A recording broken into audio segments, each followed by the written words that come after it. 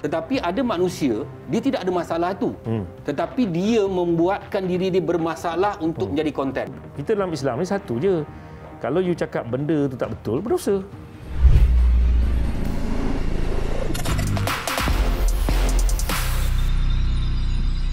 Kalau menggunakan konten itu bagi saya tak perlu kot. Kita diberikan akal fikiran untuk berfikir mana yang lebih baik. Sebab saya rasa orang Malaysia sangat prihatin dan kita sangat terbuka untuk memberi perhatian dan juga simpati kepada mereka yang lebih memerlukan. Kalau simpati itu untuk membantu mereka dan keluarga mereka, bagi saya tak apa dilakukan. Mula-mula mungkin orang akan percaya lakonan untuk mendapatkan simpati tu. Lama-lama mungkin orang hilang kepercayaan dan tak percaya dah. Berlaku depan mata pun mungkin saya akan elakkan untuk berjumpa dan berada dekat situasi tu. Takut saya termarah atau tercakap bukan pula kat dia. Elakkan untuk raih simpati untuk dapatkan publicity. Bismillahirrahmanirrahim. Assalamualaikum warahmatullahi taala wabarakatuh. Dan salam sejahtera bagi mereka yang bukan Islam yang menonton Sembang Viral. Pantas, padu, padat. Pendek aja 10 minit penuh dengan informasi. Dan yang paling penting ialah memberi manfaat kepada kita. Dan saya bersama dengan Tuan Haji Husein Haji Saleh. Ji. Datuk. Terima kasih, Haji. Sama-sama, Datuk. Okey, Haji sentiasa bersama dengan kami. Saya doakan juga Haji yang banyak membantu orang di luar sana agar lebih sukses di masa akan datang. InsyaAllah. Kita dah tengah bercakap sekarang ni zaman social media. Konten ini satu benda yang begitu besar hari ni. Konten juga boleh membuat seseorang popular. Konten juga boleh menjadi viral. Konten juga memberi pendapatan. Dan ada orang sesuka hati membuat konten-konten yang tak perlu rasanya dalam kehidupan masyarakat, tapi mereka buat hanya untuk mendapatkan view yang ramai. Adakah benda ini dianggap menipu, Haji? Sebenarnya Datuk, apa yang Datuk cakap tu, inilah dia kita kata zaman media sosial. Memang ada orang yang dia buat tu memang betul-betul ikhlas. Ada. Tapi yang Datuk kata menipu dan sebagainya tadi tu, dalam pemikiran dia, bahawa dengan cara macam itu dan dia misalnya untuk mendapatkan simpati dan juga untuk masuk dalam tu penipuan dan sebagainya untuk mendapatkan hasil. Sebab media sosial ni dia akan beri kata orang tu kesan yang begitu cepat. Berbeza dengan zaman-zaman dulu kita kata macam surat khabar benda kan. Jadi hari ni kalau misalnya media sosial ni sekejap je keluar dari dalam tu. Orang tengok dan bagaimana saya kata lakonan untuk untuk dapat kita kata simpati. Lakonan? Lakonan.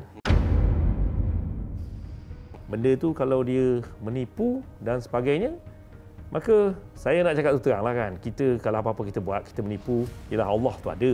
Dalam Islam ni ada dua, satu kafarah, satu istidraj. Memanglah mula-mula tu bila buat tu nampak macam berjaya dan sebagainya. Sebab kalau tak tengok YouTube, tak tengok apa semua tu memang tak sah lah tu. So memang nak tengok tu dan kadang-kadang mari rasa simpati. Macam Haji selalu mengambil kes-kes permasalahan manusia. Permasalahan itu, permasalahan ekonomi, permasalahan kehidupan. Semua Haji ambil untuk diperbetulkan. Betul. Tetapi ada manusia, dia tidak ada masalah tu. Tetapi dia membuatkan diri dia bermasalah untuk menjadi konten. Ini macam mana ni, Ji? Itu sebenarnya kita kata orang macam ini, dia memang orang yang kita kata kreatif. Okay. Dia kreatif, proaktif. Dia kreatif dan proaktif, Datuk, bukan saja dalam perniagaan.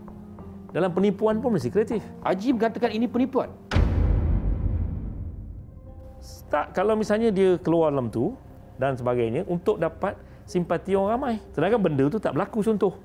Kan? Benda tak berlaku tapi Datuk untuk menarik kata orang tu empati, simpati orang. Dan orang biasanya hari ni biasalah dah tengok tu biasanya orang akan hantar pada orang lain pula. Lagi ramai orang tengok, mungkin lagi banyak pendapatan dia. Pendapatan. Mungkin ada juga yang situ.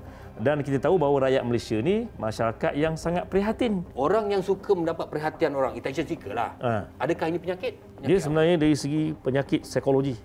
Penyakit psikologi. Sakit emosi. Dan orang macam ni biasanya minta maaf tu masa zaman dia kanak-kanak, zaman awal kanak-kanak, zaman awal remaja, kemungkinan dia tak dapat kasih sayang dalam keluarga. Tak dapat perhatian. Tak dapat perhatian. Masyarakat. Ya. Kat sekolah. Jadi bila dah macam tu ada peluang sekarang ni, itu cara dia. Sebab tu kita tengok kadang buat persembahan-persembahan dalam tu, tunjuk dalam tu yang kita kata orang biasa rasa macam tak boleh terima di akal lah. Betul ke ni? Tapi ramai orang tengok je. Sebab masyarakat kita ni suka kepada perkara-perkara yang kita kata yang agak luar biasa. Dan tengok kepada individu tu pula. Dia berani, dia rasa, minta maaf tu kan. Tak ada rasa bersalah, tak ada rasa berdosa, tak ada rasa malu, tak ada rasa aib. Macam kita kalau macam saya nak buat benda tu, saya rasa fikir juga ni apa pula perasaan kalau kata kita anak, apa perasaan ibu aku, apa perasaan ayah aku, macam mana perasaan kata orang tua aku, adik-beradik aku, aib dan sebagainya. Ada orang macam ni tak kisah. Apa ubat penyakit attention seeker ni?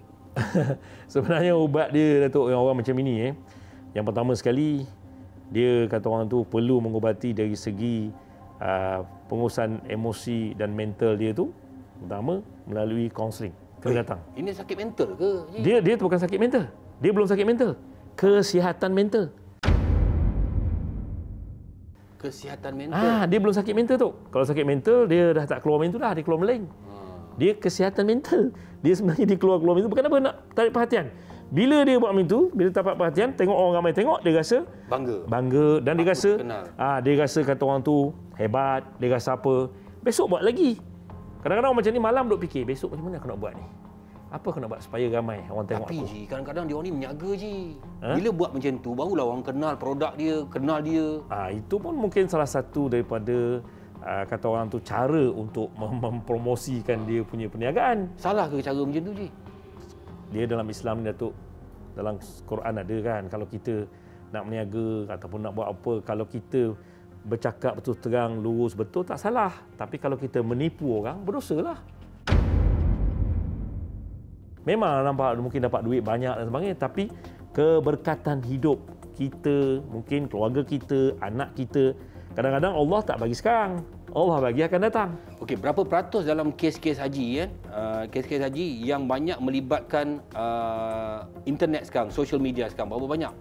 Berapa peratus? Kalau saya nak beritahu, kalau rumah tangga ni memang tinggi. Masalah rumah tangga yang pertama, tinggi tu. Yang kedua, masalah remaja. Masalah dari segi kita kata seksual dan sebagainya ni. Nampak tu. Yang ketiga ialah masalah dari segi kita katalah tadi ni, dalam bergaduh pasal perniagaan ni. Jadi benda-benda ni semua dia kata orang peratus tu, kalau saya nak beritahu yang paling tinggi sekali ialah rumah tangga. Rumah tangga paling nak ngejaga. Sebab apa? Kalau boleh, Datuk, kenapalah kalau kita ada masalah suami isteri kan, tak usahlah kita cerita dalam media sosial. Kita ada masalah rumah tangga, cerita dalam media sosial. Untuk apa? Untuk dapat empati daripada orang ramai. Tapi ada juga orang macam konon-kononnya dia ni dalam ada masalah, ada kesempitan hidup. Tapi kesempitan hidup dia besar macam ni. Tapi bila dia keluar kat dalam tu, dia cerita besar ni. Sebab dia pandai bercakap. Dia pandai menarik menipu lah ni, kira macam menipu lah. Dosa lah, Ji. Berdosa lah. Memang dosa lah, Datuk. Minta maaf cakap lah, saya bercakap terang lah kan. Benda tu memang berdosa. Kita dalam Islam ni satu je. Kalau you cakap benda tu tak betul, berdosa. Dan orang tengok ramai dan kemungkinan daripada situ nanti, mungkin kalau dia seorang perniagaan, dia akan melariskan perniagaan dia. Tapi dengan cara yang tak betul. Jadi konten yang dibuat meraih simpati ni sebenarnya mereka juga harus ikhlas membuat konten. Kalau mereka membuat konten lebih-lebihan daripada apa yang maknanya dia menjadi satu dosa pula kepada orang tu.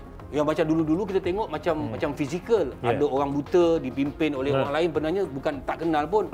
Akhirnya satu stesen TV dia mendedahkan bahawa itu sindiket, tapi orang Malaysia ni pemurah. Bagi. Habis dah macam mana, Datuk, kita tengah-tengah makan dia datang lalu yang bawa tu, tapi dia jual tisu. Yalah. Dia bukan minta sedekah je. Dia jual tisu dan sebagainya. Itu pada saya, kita tengok kepada, kita kata kita nak bagi berapa, bagilah pada saya lah. Dan tapi kalau kita bagi tu, kita menggalakkan. Habis kalau dia datang, dia diam saja, senyap, kita pun senyap dan sebagainya. Dia datang tu makna dia bersemuka dengan kita. Kalau tak bagi, macam mana? Dan inilah yang berlaku dalam masyarakat kita apabila social media menjadi satu peranan utama ataupun kehidupan utama yang perlu semua orang perlukan. Sebagai contohnya, bila kita bangun tidur, apa yang kita capai dulu ialah ini dulu kita capai untuk melihat apakah yang berlaku di sekeliling kita. Memang betul, kejayaan meraih simpati, kejayaan meraih ramai views, tetapi pendapatan kita tu halal ataupun tidak. Jangan kita kongsi kalau tak pasti, jangan kita buat wakaf dosa. Assalamualaikum warahmatullahi wabarakatuh dan salam sejahtera bagi mereka yang bukan Islam yang menonton Sembang Viral setiap malam di TV9 7.30 malam. Kalau tak puas hati, kita pergi tepi. Bye. Terima kasih, Ji. Sama, Datuk.